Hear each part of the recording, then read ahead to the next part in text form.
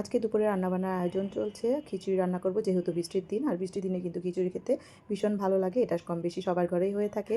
আর এখানে হচ্ছে আমি মুগ ডালটাকে আগে ভেজে নিয়েছি, ভেজে আরেক চুলায় সিদ্ধ করতে দিয়ে দিয়েছি। আর এখানে আরেকটা চুলায় আমি পাতিলে তেল গরম করে পেঁয়াজ বেরেস্তা করে তারপর একে একে সব মশলা দিয়ে দিয়েছি। তারপর ডালগুলো ধুয়ে রেখেছিলাম। আর পোলা চালের খিচুড়ি রান্না করলে আমি মুসুর ডাল অবশ্যই দিব, কারণ এতে করে খাবারের খিচুড়ির টেস্ট দ্বিগুণ বেড়ে যায়। তো অনেকে মুসুর ডাল ছাড়াও রান্না করে। তো এটার আমার পুরো রেসিপি আগে ভিডিওতে দেওয়া আছে ফেসবুকে এবং ইউটিউব চ্যানেলে। আর ইউটিউব চ্যানেলের নাম হচ্ছে পলিমিনি, সার্চ করলেই ইউটিউব চ্যানেল পেয়ে যাবেন। সেখানে অনেক ভিডিও দেওয়া আছে আমার।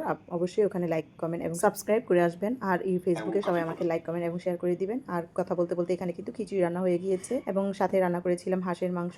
তো হাঁসের মাংস ভুনাও আমার এখানে কমপ্লিট হয়ে গিয়েছে। তো দুপুরে খাবার দাবার সবারই কমপ্লিট হয়ে গিয়েছে।